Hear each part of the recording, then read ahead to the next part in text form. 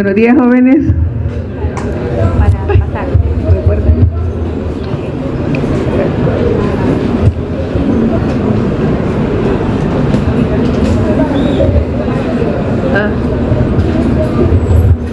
Bueno, los veo alegres, jóvenes, con flores, con galletas, una expresión muy favorable para mí, ¿verdad? Con el tema que vamos a ver ahora.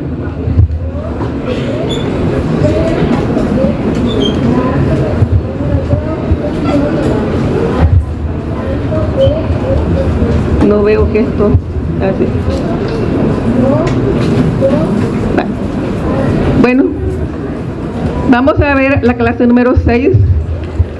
Ustedes tienen sus libros de texto para revisar los contenidos que vemos en clase y ampliar un poco más, ¿verdad? Entonces, al final, pues en las referencias ustedes también pueden leer para conocer más ampliamente del tema. Incluso las definiciones que yo les voy a dar, algunas de ellas ya las habrán visto y hay otras que van a quedar ahí para que ustedes las investiguen.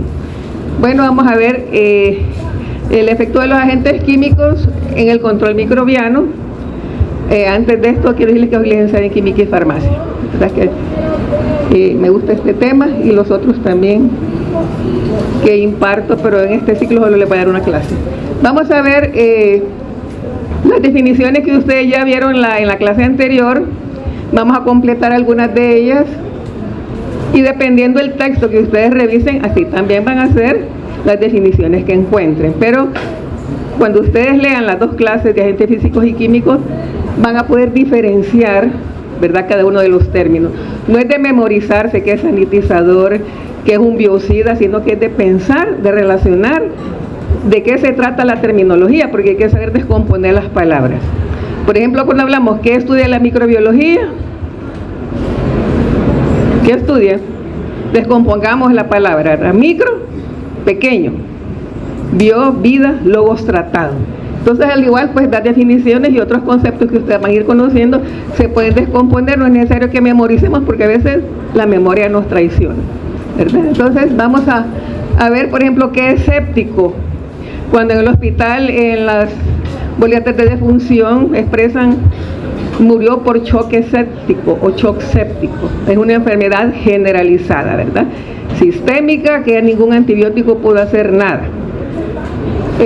Asepsia son aquellas condiciones en las que nos permiten mantener libre un área o un material cuando trabajamos en el laboratorio, ¿verdad? O en una sala de cirugía, o en un quirófano, o en un lugar donde no se quiere tener ningún microorganismo. Pues vamos a ver cada uno de esos definiciones y hay algunos que van a quedar ahí para que ustedes los investiguen. Vamos a describir los diferentes agentes químicos. Para la clase de una hora, pues yo he tratado de cerrar quizás lo más importante basado en los objetivos de la clase. Entonces vamos a ver los diferentes grupos de agentes químicos, vamos a hablar de alcoholes, de fenoles, de agentes catiónicos y lo más importante. Después los factores que afectan la potencia germicida, ¿verdad? Ustedes saben que la sustancia química puede variar en concentración, el tiempo de exposición es importante, pero también hay que ver el tipo de microorganismo, si es esporulado, si es vegetativo, si es un bacilo gram negativo, un gram positivo, todo eso tiene que ver. También las características más sobresalientes. En esta última parte vamos a ver agentes químicos que se pueden utilizar, digamos, por el humano de diferentes vías de administración, porque lo que son alcoholes, los fenoles, los peróxidos de hidrógeno son tópicos, para si se quieren aplicar a la piel. Los alcoholes tópicos, pero no estamos hablando de otra cosa, más hoy que está el alcotest. Y describir el uso de los antibióticos en microbiología, ¿verdad? Ustedes en farmacología tienen que enlazar lo que vamos a ver acá, ¿verdad? Ya ustedes lo van a ver más ampliamente. Aquí solo les voy a mencionar por lo menos cuál es el examen que se realiza para poder encontrar un antibiótico adecuado a la hora de administrar un tratamiento. Tenemos el temario de clase, pues para que ustedes lo puedan buscar también en sus libros, lo que yo les acabo de explicar. Bueno, desde épocas antiguas se ha visto que la práctica de filtrar el agua, de purificarla, de hervirla, de agregarle especias a los alimentos, de, por ejemplo, si son alimentos que se descomponen, de quitarles el agua, de ponerlos al sol a secar, ¿verdad? Sí.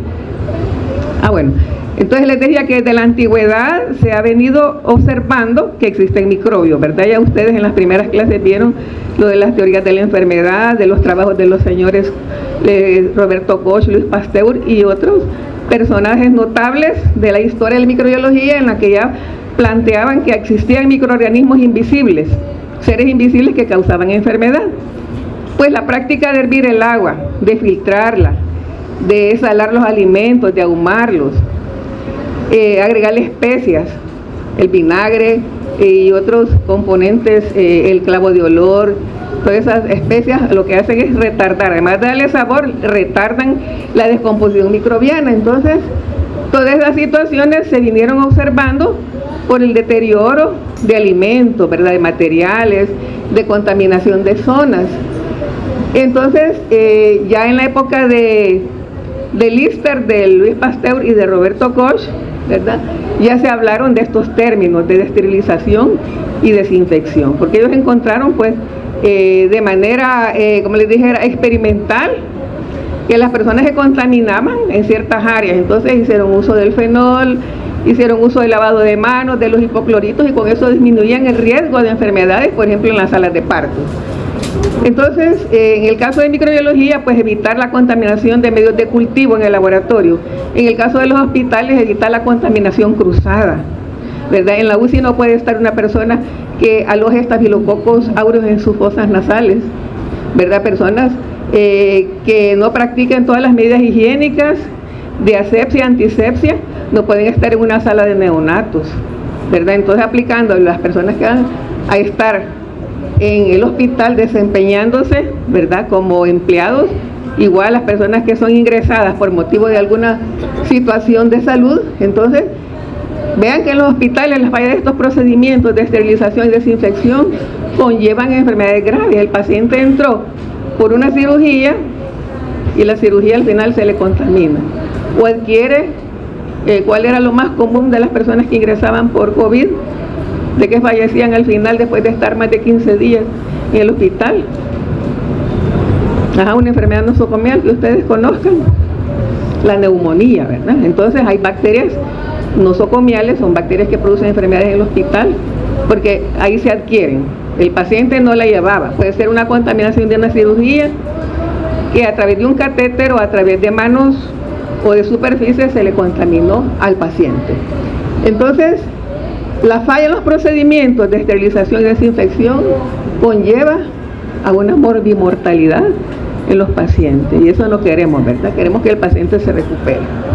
Entonces, vean, en los quirófanos, en donde se deben desinfectar no solo el instrumental, el equipo, los pisos, la ropa, el ambiente, el instrumental quirúrgico, incluso pues las manos, la indumentaria del personal. Entonces todo tiene que estar estrictamente vigilado, y hay protocolos para estos procesos, ¿verdad? No es que el mismo desinfectante se va a ocupar para todo, sino que hay protocolos, cómo se utilizan, cuáles son las concentraciones, el tiempo adecuado y el material al que se le va a aplicar, porque no a todos le va a aplicar, ya vieron ustedes el calor, ¿verdad? Hay materiales como dispositivos electrónicos como un marcapasos, que no se puede esterilizar con el autoclave, ¿verdad? Ni con incineración, con el horno.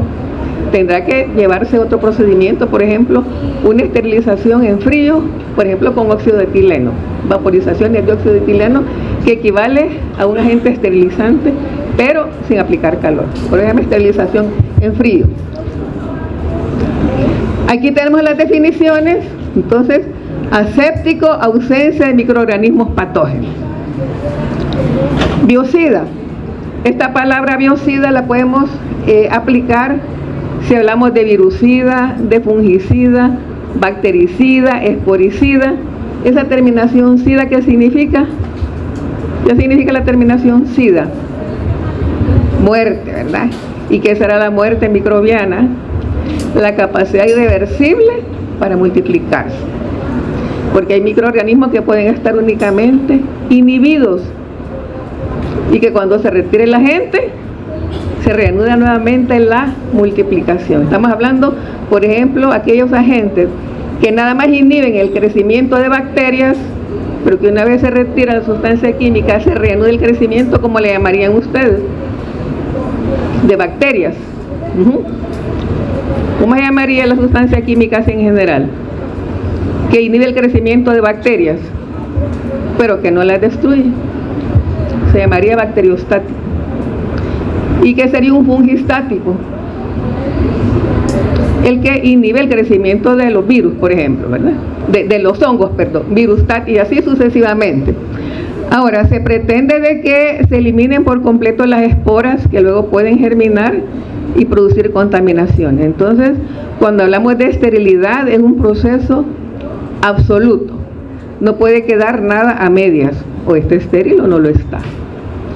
Bueno, entonces, ¿qué será bactericida? Sustancia química que tiene la propiedad de matar o destruir bacterias.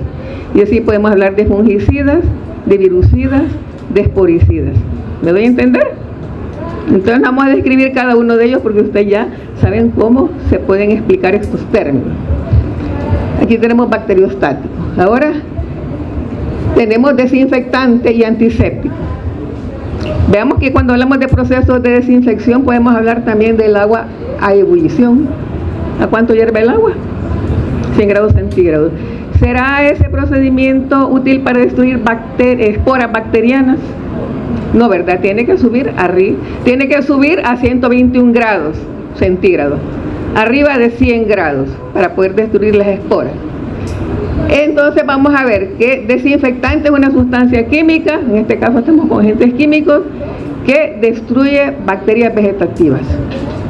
Destruye la mayor parte de bacterias vegetativas, excepto esporas. Entonces la acción desinfectante puede ser obtenida por procesos físicos o procesos químicos, pero ahorita nos quedamos con la definición de los agentes químicos. ¿Y a dónde se aplica un desinfectante? Si yo lo aplico a superficies inanimadas, es desinfectante, pero si yo lo aplico a la piel, ¿sí?, es antiséptico. ¿Estamos bien en la diferencia? Entonces, ¿qué es ser un antiséptico? Sustancia química que se aplica a la superficie corporal para inhibir microorganismos, pero no destruye esporas. Esa es la diferencia. Decimos por costumbre, ¿verdad? Me voy a desinfectar la herida. Ya no vamos a decir así, ¿verdad? Porque la desinfección es para superficies, ¿verdad? Para materiales inertes. Esporicida, ¿qué podemos decir que es esporicida? Sustancia química que destruye esporas. Cuando hablamos de estos procesos de esterilización, desinfección, tiene que haber una limpieza previa, ¿verdad? Si nosotros queremos pasar el trapeador acá, ¿qué es lo que hay que hacer?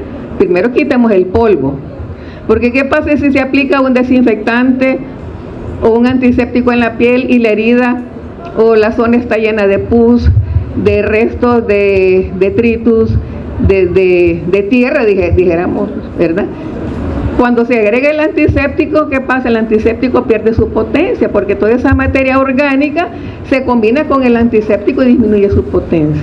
Entonces la sustancia química no va a llegar hacia el sitio donde queremos que ejerza la acción. Al igual, un desinfectante se tiene que aplicar en el material limpio, no sobre un bisturí lleno de sangre, sobre un material que tenga restos de heces, de pus, mucosidades u otro material, o con polvo. Se tiene que primero hacer una limpieza. ¿Y qué será la limpieza? La remoción de todo material extraño.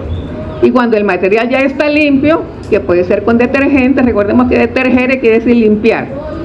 Y hay detergentes de todo tipo, enzimáticos, aniónicos, catiónicos, no iónicos. Entonces se tiene que hacer una limpieza para que se haga efectivo el proceso después de desinfección o de esterilización. Bueno, no sé si me escucharon atrás lo que dije.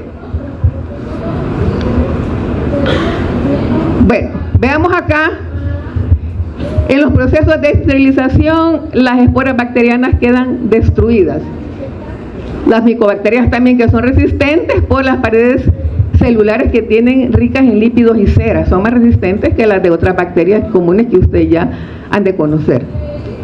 Los virus sin envoltura, que no sean lipídicos, los hongos, también se destruyen con facilidad. Entonces, para estos procesos hay sustancias químicas y procesos físicos. Ahora, Cuando hablamos de estos procesos, sabemos que hay una gama, una cantidad de sustancias químicas que se pueden aplicar, porque no hay un propósito de un solo agente químico que destruye esporas, que destruya hongos, que sirva para materiales termosensibles, que sirva para objetos de metal, no existe. Entonces hay una clasificación de esas sustancias químicas. Al igual que hay una clasificación de los componentes, ya sea materiales de laboratorio, insumos médicos, artículos que están en el hospital, que se han clasificado basado en aquella situación de que si van a estar introducidos en un órgano, en una cavidad, si van a tocar nada más mucosas o si van a estar sobre la superficie. Estamos hablando de la clasificación de instrumentos o artículos críticos, semicríticos y no críticos. Ya lo vamos a ver. Entonces vamos a ver que en los procesos de desinfección hay microorganismos que resisten, que no todos se van, pero se disminuye bastante la carga microbiana, pero quedan algunos vivos ahí. Entonces hablamos de niveles de desinfección, niveles altos, niveles intermedios y niveles bajos, y cada uno de ellos también tiene un grupo de sustancias químicas que se pueden aplicar dependiendo del material, si es crítico, semicrítico o no crítico. ¿Estamos bien hasta ahí? Bueno, vean, cuando hay técnicas diagnósticas invasivas, tendría que ser una esterilización. Si no se pueden aplicar procesos físicos, vamos a hacer esterilización química, ¿verdad? Para que ese material no contamine al enfermo y lo acabe de dañar. Especialmente cuando son técnicas diagnósticas y terapéuticas invasivas, que hay que introducir un material, un artículo en un órgano para hacer un estudio, y si el material, este instrumento está contaminado, llevamos microbios, más de los que el paciente podría haber adquirido, especialmente si son personas inmunodeprimidas. Entonces hay que tener mucho cuidado en estos casos. Veamos la dinámica de la esterilización y desinfección. En una curva de población sería una gráfica en esta forma, ¿verdad? A medida que pasa el tiempo, más población, pero en este caso se pretende con la esterilización y desinfección que la población microbiana vaya decreciendo, ¿sí o no? Entonces se tiene una pendiente negativa. En este caso, aquí se ha graficado la velocidad de destrucción de Escherichia coli cuando se expone al fenol en concentración de 0.5% a 20 grados centígrados. Entonces aquí tenemos el logaritmo de los supervivientes y aquí tenemos el tiempo de tratamiento. Recordemos que a mayor tiempo de exposición, ¿cómo va a ser la muerte de los microorganismos? Va más acelerada, ¿verdad? Si usted pone, digamos, un hipoclorito en los artículos que utiliza un enfermo, ¿verdad?, de tuberculosis o cualquier otra enfermedad, digamos, quiere usted desinfectar la vajilla que utiliza para comer, entonces le pone hipoclorito. Si usted ese hipoclorito lo dejó 5 segundos, tendrá seguridad de que esas bacterias que usted quería eliminar hayan desaparecido, a que si lo deja 5 minutos. Entonces a mayor tiempo de exposición va a ser mejor el resultado, porque primero desconocemos la cantidad de microbios que tiene un artículo, eso no se conoce.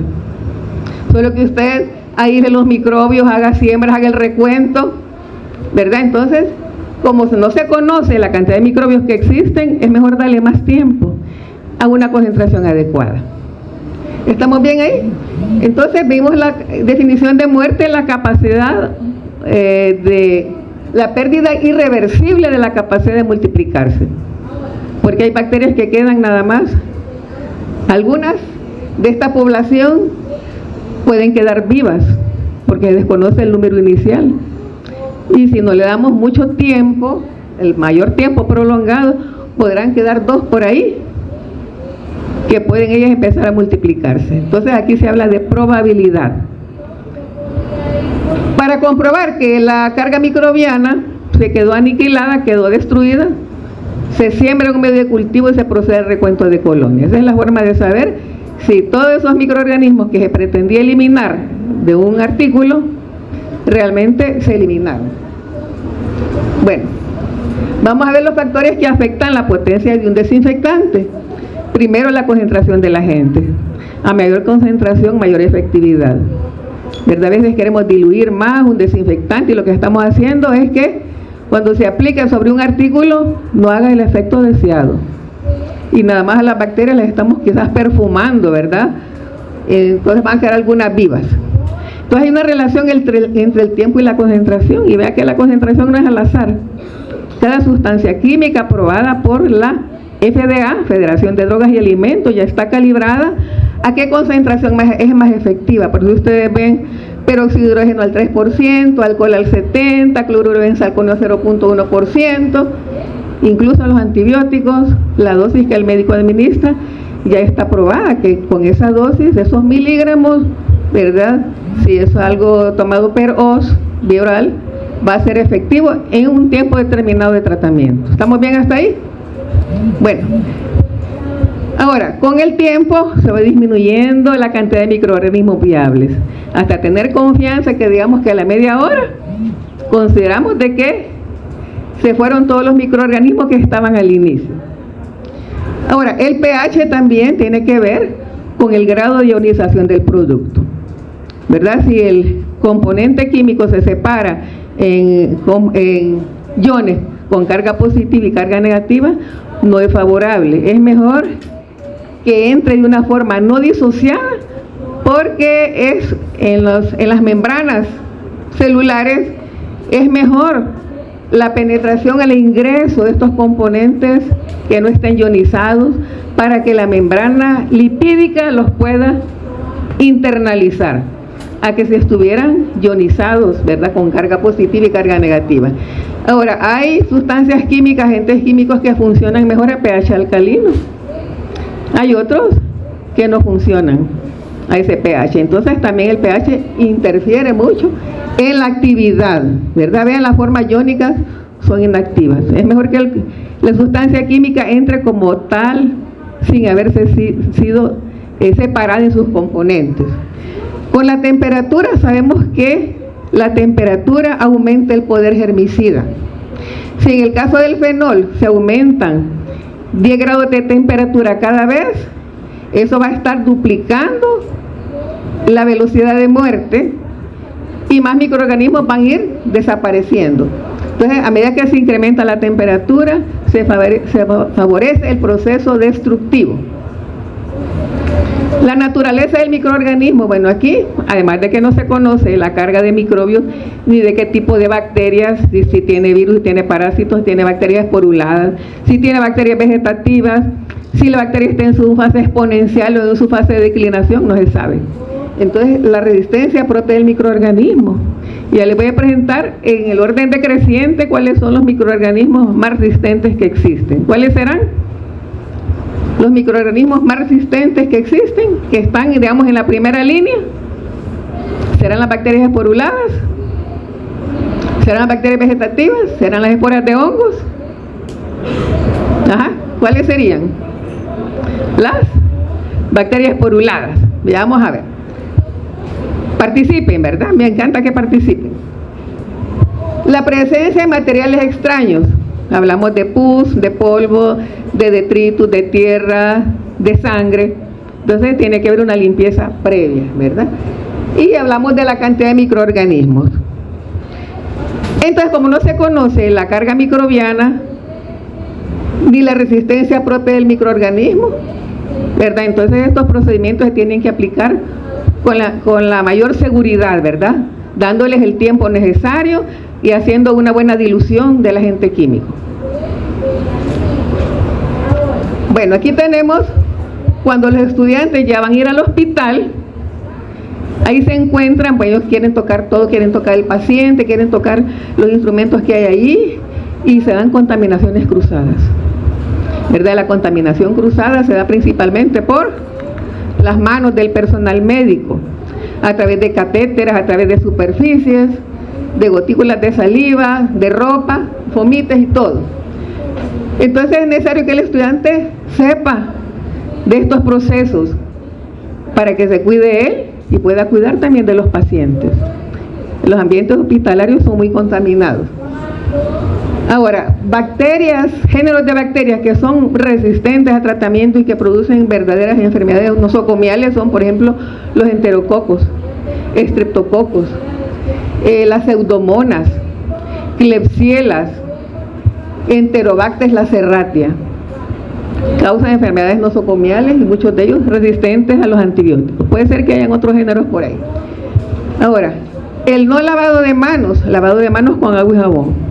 Ustedes buscan en sus páginas web el lavado de manos adecuado. Hay un lavado de manos simple y hay lavado de manos quirúrgico. Entonces hay diferentes tipos de lavado de manos.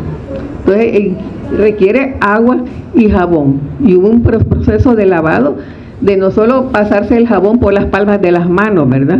Y dejamos esto acá sin protección. Ahora, la utilización inadecuada de antisépticos y desinfectantes conlleva enfermedades nosocomiales. ¿Y dónde que están los antisépticos y desinfectantes? Ahí están. Aplicaron bien las concentraciones, como dice el fabricante. Lo aplicaron con la debida regularidad que requieren los procesos. Entonces las personas que hacen todos estos procedimientos tienen que conocer también su aplicación. Porque incluso soluciones de detergente catiónico como el cloruro benzalconio pueden ser fuentes de crecimiento, por ejemplo, de pseudomonas o de hongos como el tricofitón. Entonces en esas soluciones de detergente catiónico, ¿verdad?, pueden servir como medio para que desarrollen estos microorganismos. Entonces vean el lavado de manos, qué importante es, y no solo por la pandemia. El lavado de manos se enseña en casa siempre. Desde chiquitos nos enseñan el lavado de manos y en qué momento se hace. Bueno, aquí tenemos colonias como la Serratia, ¿verdad?, Bacillus gram negativos, Coco gram positivos y las micobacterias, ¿verdad?, que también pues pueden estar causando pues problemas en algunos casos. Los factores que afectan, ya hablamos de la concentración del agente, la relación del tiempo con la concentración, el pH, el grado de ionización. Así, esta es la misma. Aquí estamos. Es lo que les decía, los priones. Fíjense que los priones y los virus, no podemos decir que los virus sean microorganismos, sino que son partículas, ¿verdad? Partículas infecciosas que tienen DNA, en el caso de los virus, DNA y RNA. Los priones también son partículas infecciosas que producen enfermedades degenerativas, principalmente a nivel del sistema nervioso. Entonces serían los componentes, digamos, las partículas, no podemos decir que son microorganismos, pero los priones son partículas infecciosas muy resistentes, ¿verdad?, estos tratamientos. De ahí las esporas bacterianas, como le dijeron acá. Después las micobacterias, por su pared celular rica en lípidos y ceras. Los virus pequeños o sin lípidos, los hongos. Y vean que los hongos también producen esporas, algunos de ellos. Pero no hay más estructura química difícil de erradicar que la espora bacteriana. Vean que las esporas de los hongos van a estar por acá. Después vienen las bacterias vegetativas y los virus de tamaño pequeño, de tamaño medio o con lípidos. Entonces es del orden de creciente resistencia a procesos de desinfección y esterilización. Ahora, los niveles de desinfección se clasifican en alto, intermedio y bajo, dependiendo de la sustancia química que se va a utilizar, dependiendo del material también, porque no un solo desinfectante no se puede aplicar a todo. Y así tenemos, por ejemplo, los de alto nivel, tenemos acá más que todo estos gases. Bueno, en el caso del óxido de etileno es un gas. Tenemos el formaldehído, que se puede aplicar como gas o como líquido, y cuando hablamos de formaldehído es la misma formalina, pero en solución acuosa al 37%. Y alcohol al 70%. Este formaldehído 8%, en alcohol al 70%. Esto es un componente esterilizante. No tomen, tal vez cuando les mande la presentación tengo que poner aquí con un guión para que no se piense de que el alcohol al 70% tiene esa propiedad. ¿verdad? Antes de que yo las envíe voy a hacer ese arreglo. Entonces aquí, formaldehído al 8%, en alcohol al 70%. Es una mezcla con propiedades esterilizantes. Glutaraldehído al 2%, que se ocupa así a temperatura ambiente, no necesita hacer aplicaciones gaseosas. Y el peróxido de hidrógeno, que también se aplica en forma de plasma. Se dice que hoy la materia tiene un cuarto estado, ¿verdad? No solo sólido, líquido, gaseoso, sino que a plasma, en el cual pues el peróxido de hidrógeno se va a descomponer en sus radicales microbicidas, ¿verdad? En radicales OH. Estos son los desinfectantes de alto nivel, es una esterilización en frío. También hay condiciones para su utilización, hay tiempo, grado de humedad, materiales en los cuales se puede aplicar. Los desinfectantes de mediano nivel, aquí tenemos los compuestos de cloro, compuestos de yodo, los fenoles, los alcoholes, la clorhexidina. Entonces, estos desinfectantes de nivel intermedio destruyen bacterias vegetativas, destruyen algunas esporas de hongos, algunas micobacterias, pero no destruyen esporas bacterianas. Vean que cómo va bajando la forma de actuar. Y los compuestos de amonio cuaternario, los detergentes, algunos compuestos mercuriales, lo que hacen es destruir bacterias vegetativas. Pero como les decía, estos compuestos detergentes cuaternarios, de amonio cuaternario, pueden incluso permitir el crecimiento en soluciones preparadas, por ejemplo, de las pseudomonas. Para evaluar los desinfectantes que son diseñados y comercializados, hay una entidad que se llama Agencia de Protección Ambiental, EPA, en donde se utilizan, les dije al principio, la FDA, la Federación de Drogas y Alimentos, no, voy a corregir, es la EPA, Agencia de Protección Ambiental, en donde tienen manuales para poder estudiar la sustancia química, probarla, hacer ensayos con microorganismos, ver su grado de inocuidad al ambiente, a la persona que los va a utilizar y ver que sean efectivos. Entonces se tienen estos manuales de la OAC, que son siglas, que significa que son químicos analíticos los que hacen todos estos estudios. Entonces el fenol, ya lo vamos a describir más adelante, se utilizó como un patrón de comparación. El fenol, ácido carbólico, ácido fénico es lo mismo. El fenol sirvió de patrón de comparación para los nuevos desinfectantes y determinar lo que es el índice de coeficiente de fenol. Quiere decir que si usted tiene una sustancia, un desinfectante nuevo, lo va a comparar con el que ya conoce, que es el fenol. Y ahí se ve la acción y se determina a qué concentración el nuevo desinfectante va a tener potencial germicida. Ahora, se va a encontrar la mayor dilución del germicida que destruirá al microorganismo, ¿verdad? La mayor dilución es más segura de tenerla para poderla aplicar. Y las bacterias en estudio son aquellas bacterias que son problemáticas, ¿verdad? La Salmonella typhi, Staphylococcus aureus, Pseudomonas aeruginosa. Aunque en los estudios actuales se trabaja con Staphylococcus aureus, Salmonella cholera suis y Pseudomonas aeruginosa. Entonces lo que se hace, se trabaja con cilindros de metal, puede ser otro procedimiento en el que se colocan diluciones de cada uno de los desinfectantes a probar con la bacteria en estudio, y después se observa si hay o no hay crecimiento para poder reportar la concentración inhibitoria mínima, que se llama SIN. Esas son las siglas SIN. ¿Y cuál será la concentración inhibitoria mínima? Pues como su nombre lo indica, la mínima concentración de, en este caso, ¿verdad?, de sustancia química que inhibe el crecimiento, por ella inhibitoria. Porque si hablamos de la concentración bactericida mínima, ahí sí, la mínima concentración que destruye o que inactiva el microorganismo.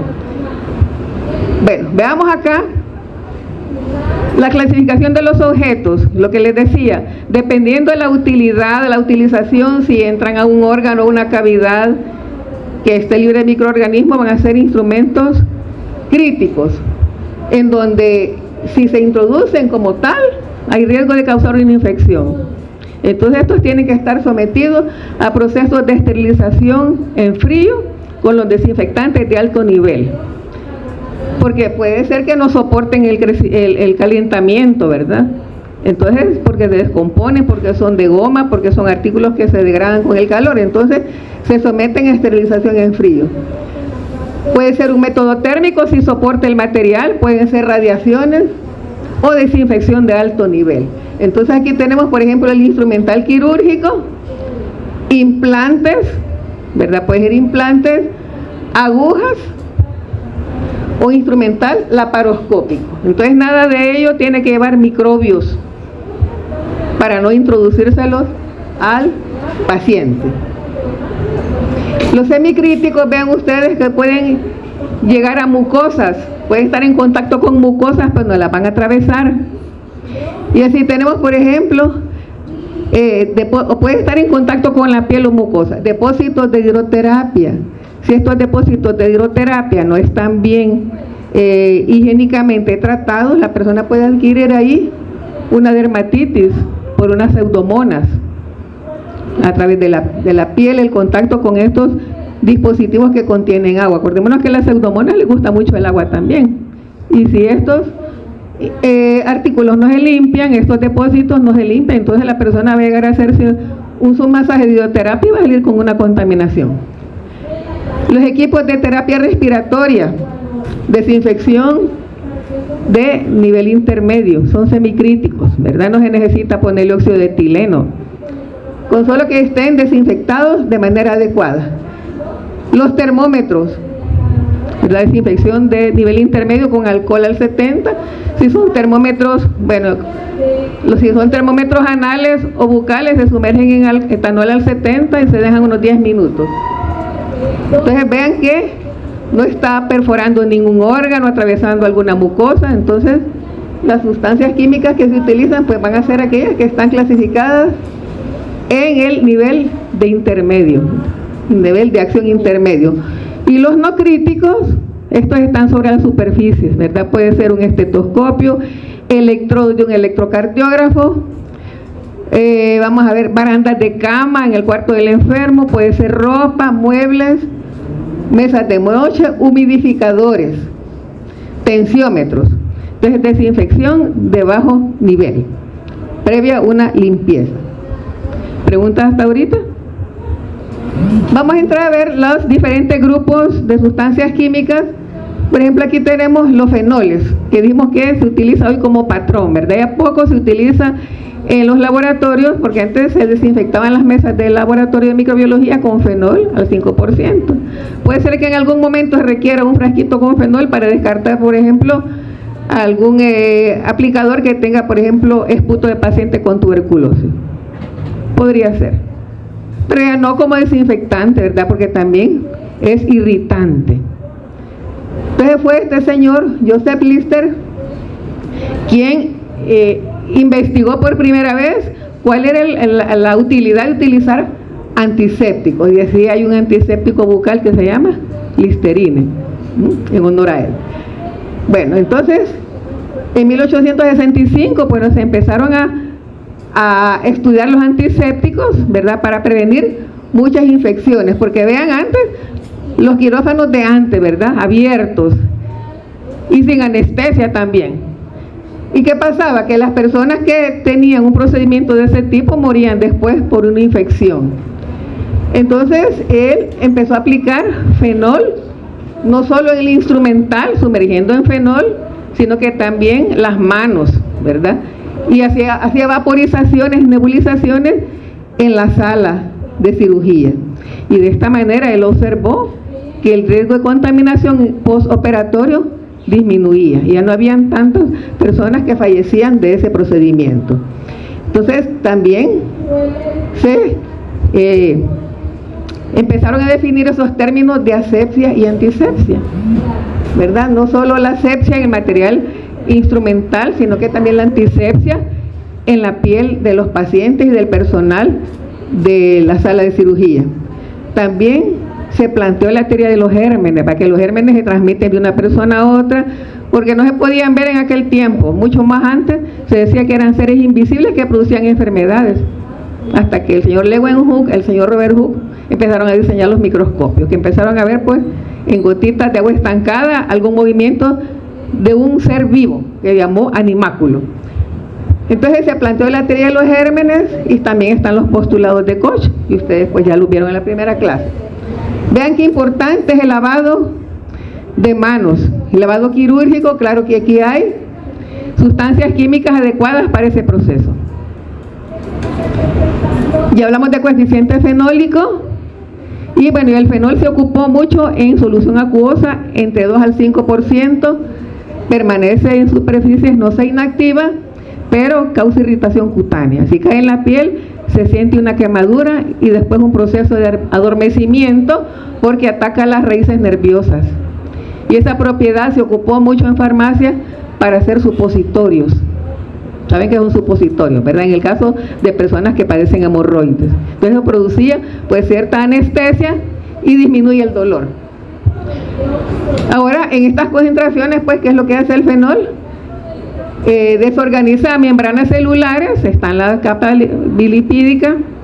bicapa lipídica y están las proteínas. Entonces desorganiza la membrana celular y desnaturaliza proteínas. O sea que al permeabilizar la membrana celular se desconfigura y entra el fenol, más todavía, a hacer una desnaturalización de proteínas. O sea que daña membranas celulares, inactiva enzimas celulares y es activa contra micobacterias. Lo que yo les decía, un frasquito con fenol, si se ocupó un aplicador que tenía esputo de paciente con tuberculosis, pues se descarta y se inactiva.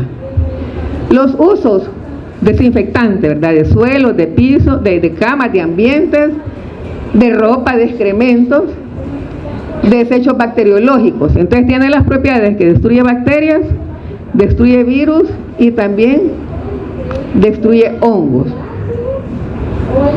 Los cresoles son derivados sustituidos orto, meta y para en el anillo fenólico. Tienen más poder germicida que el fenol y tienen la ventaja de que no irritan, no queman. Entonces es mejor este producto que propiamente el fenol, aunque los compuestos alcalinos pueden disminuir su actividad. Entonces vean que los cresoles son de 3 a 10 veces más herbicidas que el fenol. Y cuando se incorporan a soluciones jabonosas, se tiene la creolina y también el Lysol. La creolina se utilizó mucho tiempo, ¿verdad?, como desinfectante, y tenemos el Lysol, que también actualmente se puede encontrar en algunos establecimientos. El exilresolcinol es menos tóxico que el fenol para hacer colutorio, ¿verdad? Un antiséptico faríngeo, también para limpieza de heridas al 0.1%. Son derivados del fenol siempre, pero es inactivo frente a microorganismos gram positivos. Vean que las sustancias químicas, unas pueden ser activas contra cierto grupo de bacterias. Por eso es que no hay una sustancia química única que pueda ser aplicada para todo. El hexaclorofeno. Mira, se cuestionó mucho que el hexaclorofeno producía problemas. Es muy activo contra bacterias gram positivas. Entonces se emplea mucho en antitranspirantes, en jabones herbicidas, también jabones quirúrgicos, el llamado Physoex, ¿verdad? Tiene hexaclorofeno. Esta sustancia química es muy activa contra bacterias gram positivas. Entonces para infecciones de la piel está recomendada, sobre todo porque tiene efecto residual, o sea que se acumula. Pero por ese hecho de acumularse no puede ser utilizado en niños prematuros, porque se acumula y puede producir el síndrome gris. Síndrome gris, que es afección del sistema nervioso. ¿Cómo actúa el hexaclorofeno? Inhibe enzimas y destruye bacterias, ¿verdad? Pero en este caso también tiene función bacteriostática. La ventaja es que tiene efecto residual y permanece en la piel por bastante tiempo. Entonces ahí tenemos el jabón líquido en concentraciones de 0.23 al 3%. Eso, ¿verdad?, que se acumula en la capa córnea, tiene efecto residual, pero se puede absorber en heridas. Lógicamente no va a actuar frente a esporas. Y Escherichia coli y Pseudomonas aeruginosa son resistentes. El timol, pues le emplean los odontólogos para enjuagues bucales o pastas dentífricas, también como fungicida. Y el triclosan, que lo hemos visto en pastas dentales, ¿verdad? También en un preparado para lavado de manos quirúrgica, con esas propiedades antibacteriano y fungicida. Entonces se puede ocupar en jabones para limpieza de los pacientes. Vamos a los alcoholes. Los alcoholes que más se utilizan son los de 2 y 3 carbonos, alcohol etílico y el alcohol isopropílico, aunque el metanol, que es el alcohol de un carbono, tiene muchas propiedades germicidas, no se utiliza porque los vapores pueden producir daño al nervio óptico, es muy tóxico. Ahora, ¿por qué se dice que en los hospitales se emplea quizás más el alcohol isopropílico? Aunque puede producir irritación en la piel. Algún texto por ahí lo describe, que para evitar que se lo bebieran, ¿verdad? Más que todo cuando vienen garrafas. Entonces, además hay alcohol desnaturalizado, que ese no se... tal vez algunas personas que tienen el vicio lo pueden consumir. No sé si ustedes han visto que compran en la farmacia aquel alcohol que viene hasta con un tinte moradito y se lo toman. Eso no, ese es alcohol para fricciones. Es más, no se debe tomar alcohol. Los alcoholes de cadena corta más utilizados son el de 2 carbonos, etanol, y el alcohol isopropílico. A medida que aumenta la cadena hidrocarbonada, podemos tener el alcohol de 4 carbonos, el amílico de 5 carbonos.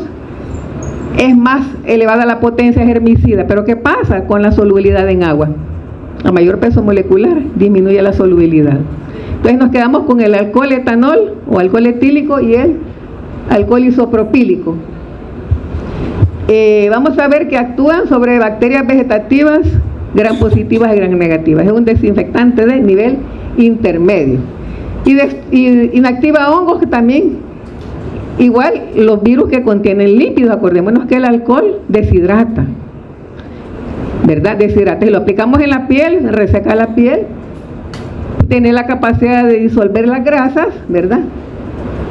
Y en este caso, pues, cuando se va a hacer, esto no se ve, ya no se utiliza el alcohol en las heridas, ya no, ¿verdad? Porque el alcohol retrasa la cicatrización, puede formar coágulos ahí, ¿verdad? Que puede desfavorecer, no favorece pues que la persona evolucione a una curación rápida, pero hacia antes se ponían alcohol en las heridas, ¿verdad? Ya se imaginan ustedes el salto que pegaba el paciente, ¿verdad? Entonces hay agentes químicos que ya no se aplican. Hoy lo que se aplica es la clorhexidina, ¿verdad? Para lavado de heridas, limpieza de la piel. Entonces esto no. Ahora, para una aplicación de una inyección, por ejemplo, ¿verdad? Se hace una, digamos, antisepsia de la piel con alcohol al 70, y en términos de 1 a 2 minutos la flora cutánea ha desaparecido, porque no se puede puncionar, porque a través de ese procedimiento podemos llevar bacterias que están en la piel. Entonces se hace una antisepsia. Claro que estas bacterias nuevamente van a repoblar porque son parte de la microbiota comensal, ¿verdad? Son favorables para que no se instalen otro tipo de microorganismos.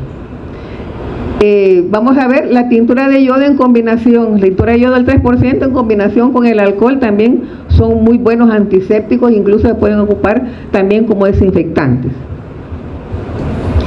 El alcohol, además de que puede ser utilizado como antiséptico, también tiene función de desinfectante. Si se sumergen los termómetros en alcohol al 70 por 10 minutos, ahí está actuando como un desinfectante.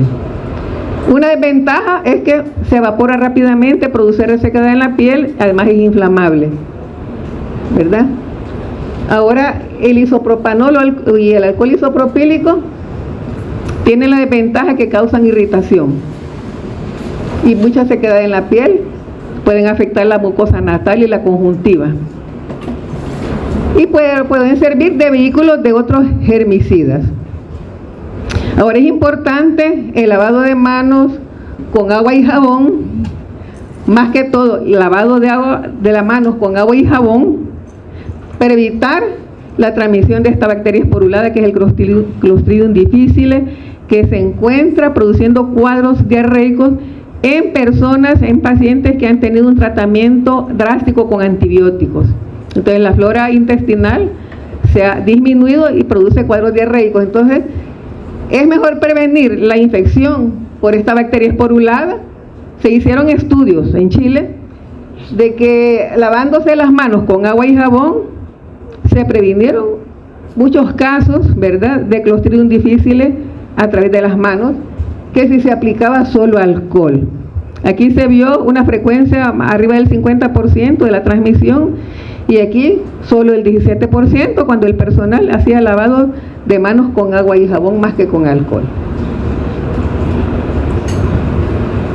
Las biguanidas son recientemente descritas, aunque en 1954 se descubrieron de manera accidental buscando un fármaco antimalárico.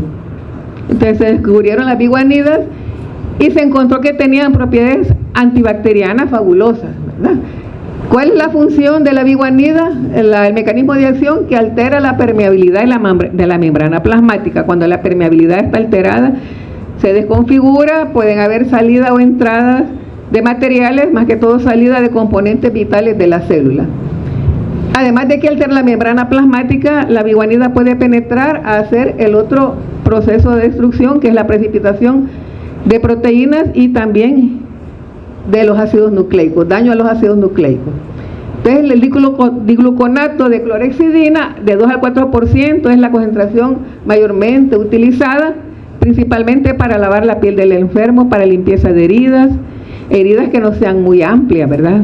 Una herida es pequeña, se ocupa gluconato de clorhexidina para hacer la antisepsia, la limpieza, pero si la herida es más extensa no se utiliza. Entonces veamos, es aplicable en mucosas, heridas o quemaduras. Aquí tenemos pues una bacteria gram positivo, un coco y un bacilo gram negativo, o sea que tiene actividad en esos dos grupos bacterianos. Y veamos las pseudomonas, los proteus siempre van a salir, ¿verdad? Más que todas las pseudomonas que son resistentes a nivel hospitalario.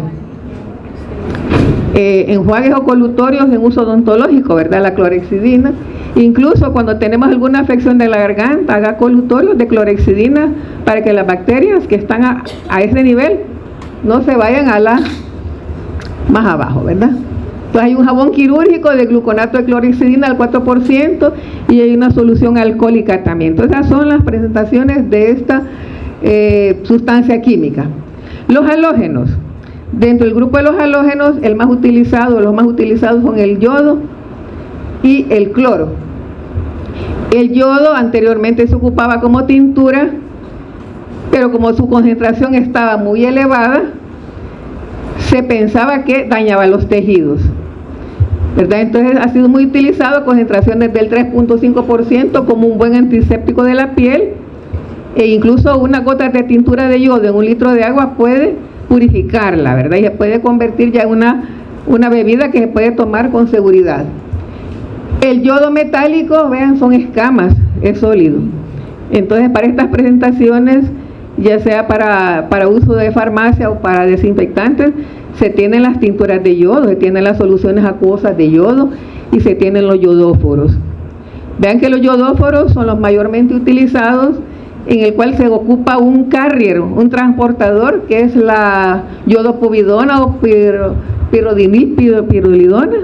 polivinilpirrolidona, que es un detergente. Ese detergente lo que hace es mejorar, sirve para transportar el yodo y liberarlo de manera lenta. Entonces siempre vamos a tener una concentración adecuada en ese frasco que se va a liberar lentamente, y como es una sustancia jabonosa, tiene la ventaja de que no daña, que no corroe, porque usted le aplica tintura de yodo a un paciente, bueno, que esa tintura de yodo se va a aplicar en algunos procesos, por ejemplo, previo a una punción lumbar, ¿verdad? Previo a una venopunción para un hemocultivo, se tiene que aplicar tintura de yodo y después limpiar con el alcohol al 70. En este caso, pues, los yodóforos son esas soluciones jabonosas que llevan un transportador que se va a liberar de manera lenta, pero con la ventaja de que no irrita, de que no mancha, de que no corroe, que no mancha superficies, no mancha la piel, ni mancha la ropa. Porque esas tinturas así como tal pueden corroer hasta los metales. Ahí tenemos la tintura de yodo al 2%, lo que les decía, la desinfección del agua en 1 litro de agua, 2 a 4 gotas de tintura de yodo, pero siempre tomando en cuenta, ¿verdad?, que antes de aplicar una solución desinfectante tiene que haber un proceso de limpieza. Ahora veamos acá en qué momento se va a aplicar una tintura de yodo. Cuando se va a hacer un proceso quirúrgico, ¿verdad? Se puede ocupar también gluconato de clorhexidina para hacer la limpieza, en este caso, con povidona yodada. Tenemos nuevamente la aplicación en piel y mucosas, pero vean cuál es el inconveniente, que daña la piel, y esto produce irritaciones en algunas personas. Personas que padecen de la tiroides no pueden tener contacto con el yodo, ni en prematuros, ¿verdad? Personas embarazadas no pueden utilizar esta tintura de yodo. Entonces es importante, pues, para algunos instrumentos o instrumental médicos, como los equipos de diálisis, utilizar estas tinturas o procedimientos con yodo. Además existe otro material, que son los campos quirúrgicos, que se ponen en la piel del paciente previa a una incisión para una cirugía. Entonces estos están impregnados en yodo, en tintura de yodo, en concentraciones de 0.02 miligramos por centímetro cúbico, ¿verdad? Hay algunas que traen yodo, hay otras que no traen yodo, pero en este caso estamos hablando de este halógeno, lo menciono. ¿Cuál es la acción de estos agentes oxidantes? Los agentes oxidantes lo que hacen, de este grupo tiol que está incluido en las proteínas, en las enzimas, en algunos componentes vitales, es oxidado. Cuando hablamos de oxidación es que hay pérdida de electrones y de protones. Entonces el grupo tiol, ¿verdad?, se desconfigura al perder su hidrógeno y queda, aquí pierden los 2 hidrógenos, ¿verdad?, y queda una unión disulfuro. Esto ya no es funcional para una proteína, para una enzima, para un componente vital. Entonces, oxidación de enzimas esenciales, por eso se llaman agentes oxidantes. Entonces aquí tenemos, pues, las contraindicaciones de los componentes de yodo en este caso. Los compuestos de cloro, bueno, los que más conocemos en casa, ¿cuáles son? Los hipocloritos, las lejías, ¿verdad? Esos son hipocloritos de sodio. Los hipocloritos de calcio vienen en forma sólida en tabletas y pueden ser utilizados en la industria alimenticia, ¿verdad?, como desinfectantes. ¿Cómo se ideó el hipoclorito de sodio? No sé cuánto tiempo tengo, niños. Uy, no voy a terminar. Entonces vamos a ver que el hipoclorito de sodio se ideó en la Segunda Guerra Mundial para tratar las heridas de los soldados que caían en combate. Y para que las heridas no se fueran a contaminar y la persona muriera por un proceso infeccioso, se aplicaba en las heridas. Entonces vieron buenos resultados. Pero con el tiempo, en la aplicación de hipoclorito en la piel, en una herida, vio que producía necrosis. Ahora, el cloro elemental es un gas irritante, aquí lo tenemos, color verdoso, ¿verdad? Este es el gas cloro, Cl2, molécula de Cl2. Pero el cloro puede existir como cloro elemental o gaseoso, como hipoclorito de sodio, como hipoclorito de calcio y como cloramina. Esas son las formas de cloro. Cuando el cloro gas se mezcla en agua, se genera ácido hipocloroso. Luego el ácido hipocloroso se descompone en ácido clorhídrico más oxígeno. Vean que el oxígeno no tiene O2, no es molécula diatómica, es oxígeno así nada más, porque es oxígeno naciente y ese tiene propiedades germicidas. ¿Quedó claro? Tiene actividad bactericida rápida y a pH alcalino es más efectivo. O sea que aquí hay sinergia cuando el pH aumenta. Pero igual pues se puede inactivar con materia orgánica. Tenemos las actividades bactericida, fungicida, virucida. Dijimos que los virus no son microorganismos, ¿verdad?, sino que hay inactivación de esa partícula infecciosa. ¿Cuál es la utilidad? Pues en los pisos, las superficies, material médico, endoscopios contaminados, pero hay que tener cuidado con el manejo, ¿verdad? Porque también los vapores son tóxicos, irritan las mucosas, la conjuntiva, la mucosa nasal, por esos vapores tóxicos que se generan. Cuando se combina el cloro con el amoníaco nos va a dar cloraminas que son útiles para desinfección del agua y para también tratar heridas y lavado de mucosas.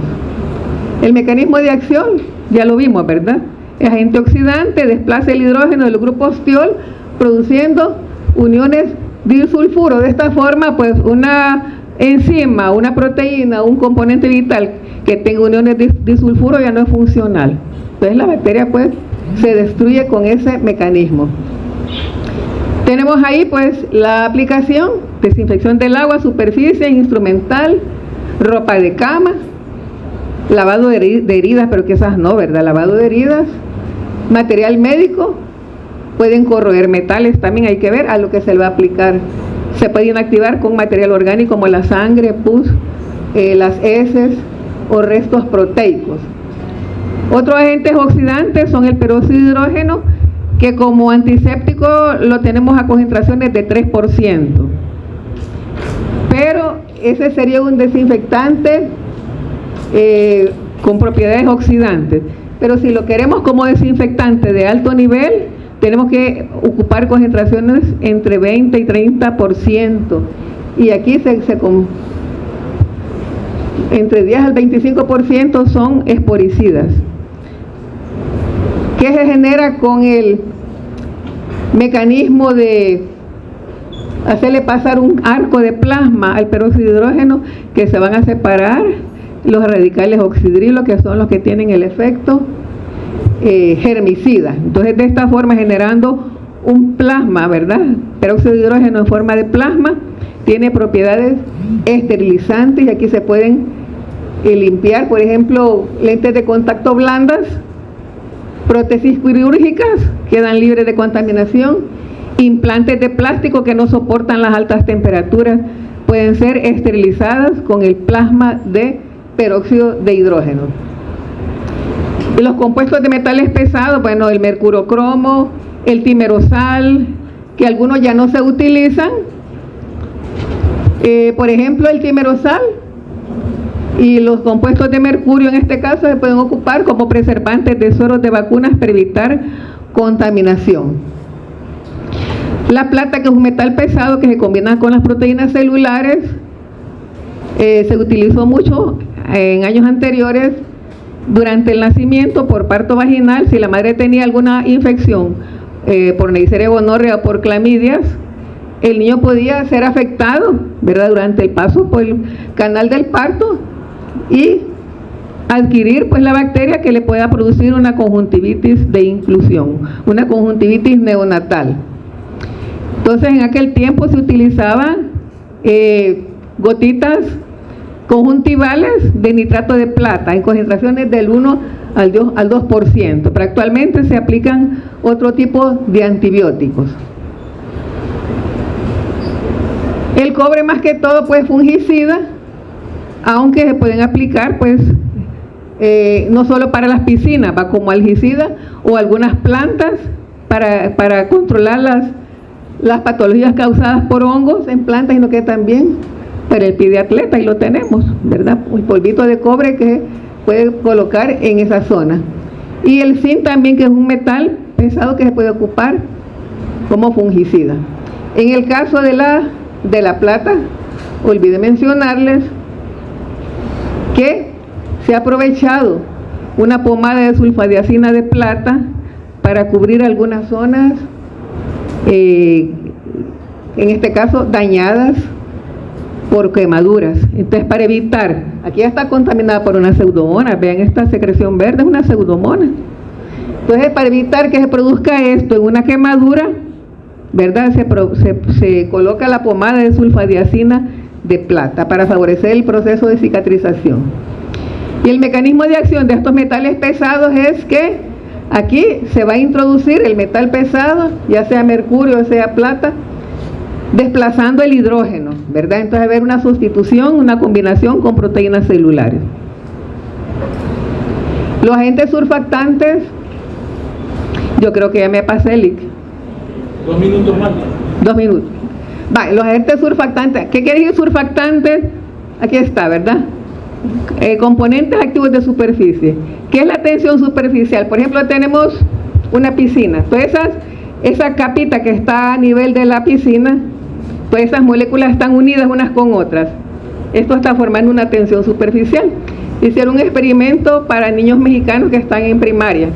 ¿Cómo demostrarles lo que es la tensión superficial? Aquí tenemos un depósito con agua. Póngale unos granitos de pimienta encima de la superficie. Al principio los granitos de pimienta quedaban en la superficie, pues después fueron bajando. Ahí se rompió la tensión superficial. ¿Qué pasa con la tensión superficial de una bacteria? Cuando estos componentes surfactantes se depositan en la superficie, en la membrana citoplasmática de la bacteria, acordémonos que estos detergentes catiónicos tienen carga positiva, los derivados del amonio cuaternario, y los fosfolípidos que están acá tienen carga negativa. Entonces la atracción de cargas hace que se una el catión del benzalconio con los fosfolípidos de la membrana y se desconfigura la membrana celular. De esa forma pierde su estructura y puede penetrar más el benzalconio a desnaturalizar proteínas, o sea que altera la membrana celular, por eso se llama componentes activos de superficie. Aquí está, ¿verdad? Entonces la permeabilidad está alterada y luego pues completa la acción el benzalconio desnaturalizando proteínas. Y tenemos pues en concentraciones de 0.1 a 0.2% son antisépticos y desinfectantes. Pueden aplicar a la piel, para irrigaciones vesicales, a superficies, porque tiene las dos funciones. Pero vean que las pseudomonas, los micobacterios, los tricofitón, que son hongos, son resistentes. Incluso les decía, pueden soportar el crecimiento de las pseudomonas y de estos hongos en esos frascos preparados con soluciones de benzalconio. Entonces no irritan la piel y forman una película bajo ella. Bueno, son detergentes de saneamiento. Siempre la materia orgánica, ¿verdad?, tiene que ser eliminada para poderse aplicar y que no se inactiven. Usos, bueno, es un desinfectante de bajo nivel para el mobiliario, superficies, para pisos. Ya vimos el mecanismo de acción. Bueno, estos son jabones que lo que hacen por arrastre eliminan las bacterias, va por arrastre y lavado, son otro tipo de jabones que son muy utilizados también para limpieza. Los ácidos, bueno, me quedo con estos componentes que yo se los voy a mandar y si hay oportunidad de que termine la clase en otro momento, y no, yo les envío la clase y ustedes la completan. Vale, gracias.